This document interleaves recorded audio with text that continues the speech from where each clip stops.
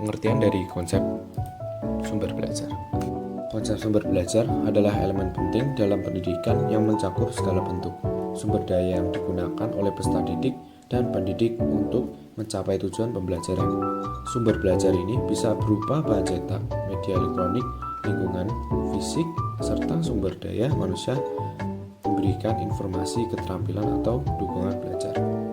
Menurut Robert M. Gates, sumber belajar sangat mendukung proses belajar efektif di mana pusat sumber belajar menyediakan berbagai fasilitas untuk mengakses informasi sesuai kebutuhan. Buku teks, kini banyak sumber belajar yang lebih interaktif seperti media digital, aplikasi edukasi, simulasi, lalu lingkungan fisik seperti perpustakaan atau laboratorium juga berperan penting memungkinkan pembelajaran langsung memulai pengalaman nyata. Guru dan mentor menjadi sumber belajar yang memberikan bimbingan dan dukungan mendukung pembelajaran kolaboratif dan konstruktif. Sumber belajar tidak hanya mendukung pembelajaran kognitif, tetapi juga keterampilan sosial, emosional, dan praktis. Dalam pendidikan inklusi, sumber belajar harus dirancang agar dapat diakses oleh semua peserta didik dengan berbagai kebutuhan.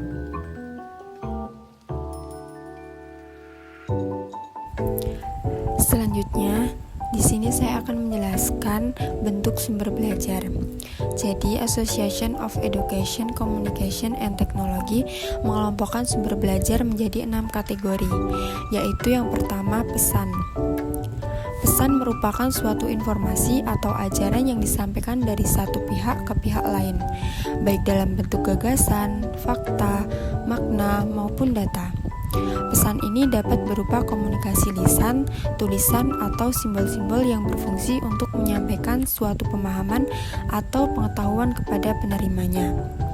Yang kedua, yaitu orang. Orang merupakan individu yang berperan sebagai pengolah, penyimpan, dan penyampaian pesan. Kelompok ini menyakup berbagai profesi yang berkaitan dengan penyampaian informasi atau ajaran, seperti dosen, guru, tutor, serta profesi lain yang terlibat dalam proses komunikasi dan pendidikan. Mereka bertanggung jawab untuk memastikan bahwa pesan yang disampaikan dapat diterima dan dipahami dengan baik oleh penerimanya. Yang selanjutnya nomor 3 yaitu bahan.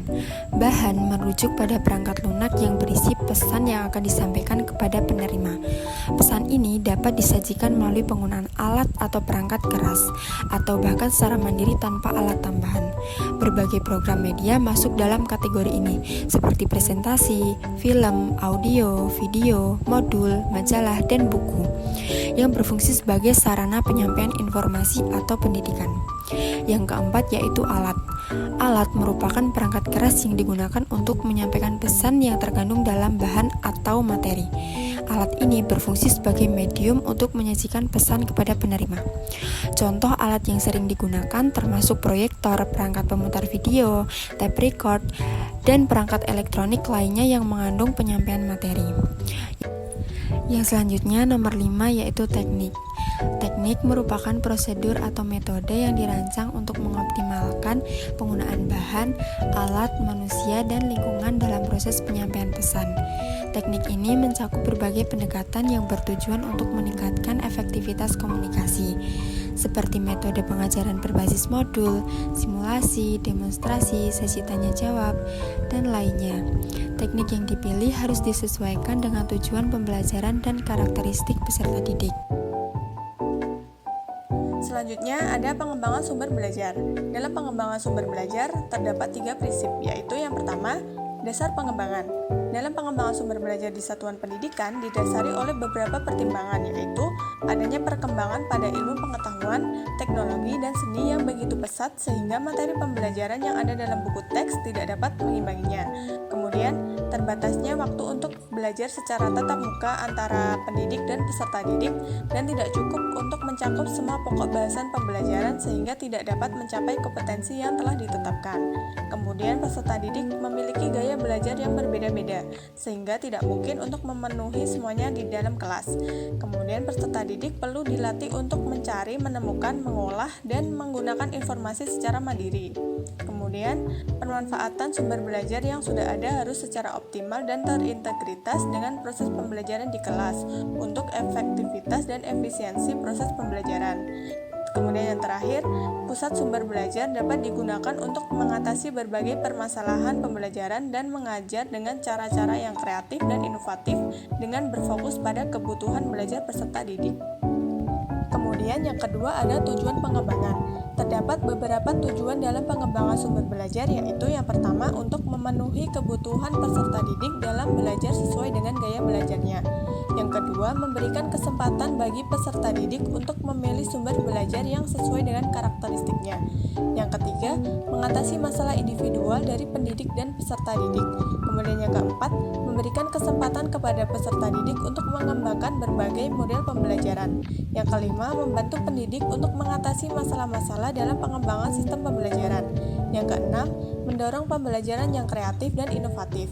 Yang ketujuh, mendorong terciptanya proses pembelajaran yang menyenangkan. Kemudian yang terakhir, membantu tercapainya tujuan pembelajaran yang efektif dan efisien. Oke, yang selanjutnya yaitu manfaat sumber belajar. Nah, di sumber belajar ini memiliki beberapa manfaat, yaitu yang pertama, meningkatkan produktivitas pembelajaran dengan jalan mempercepat laju belajar dan membantu guru untuk menggunakan waktu secara lebih baik dan mengurangi beban guru dalam menyajikan informasi, sehingga dapat lebih banyak membina dan mengembangkan gairah.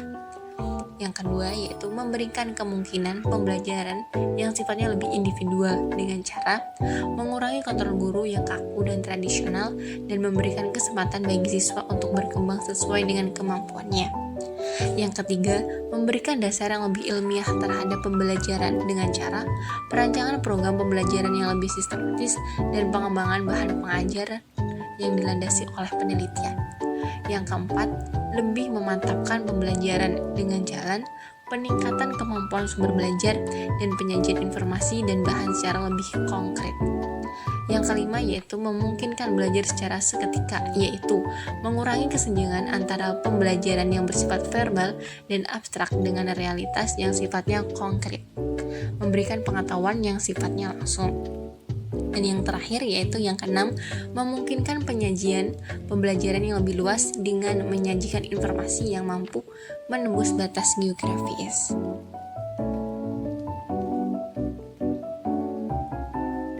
Peran sumber belajar. Peranan sumber belajar erat sekali hubungannya dengan pola pembelajaran yang dilakukan. Yang pertama yaitu peranan sumber belajar dalam pembelajaran individual. Titik berat pembelajaran individual adalah pada peserta didik. Guru mempunyai peranan sebagai penunjang atau fasilitator, pengelola belajar, pengarah, pembimbing, dan penerima hasil kemajuan, sehingga peranan sumber belajar sangat penting.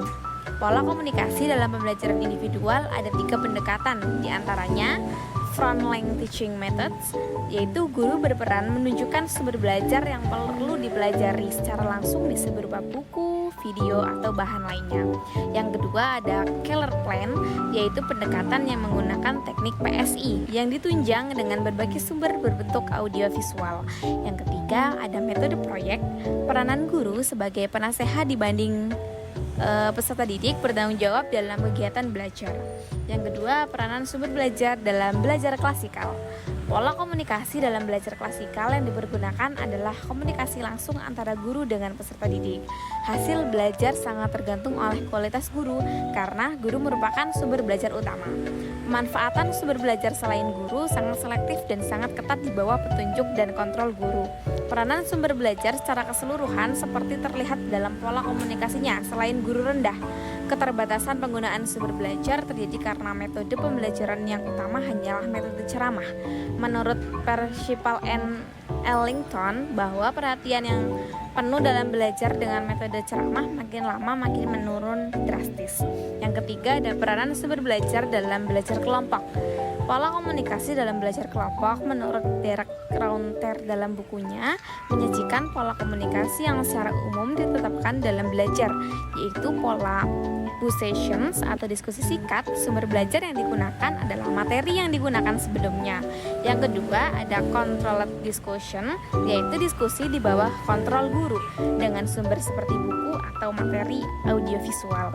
Yang ketiga ada tutorial, adalah belajar dengan guru. Sumber belajarnya selanjutnya yaitu masalah yang ditemui dalam belajar. Harian bentuknya dapat berupa bab dari buku atau topik masalah tertentu. Yang keempat ada tim project, adalah suatu pendekatan kerjasama antar anggota kelompok dengan cara mengenai suatu proyek oleh tim.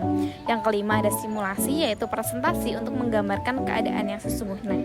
Dan yang terakhir ada micro teaching, yaitu proyek pembelajaran yang direkam dengan video.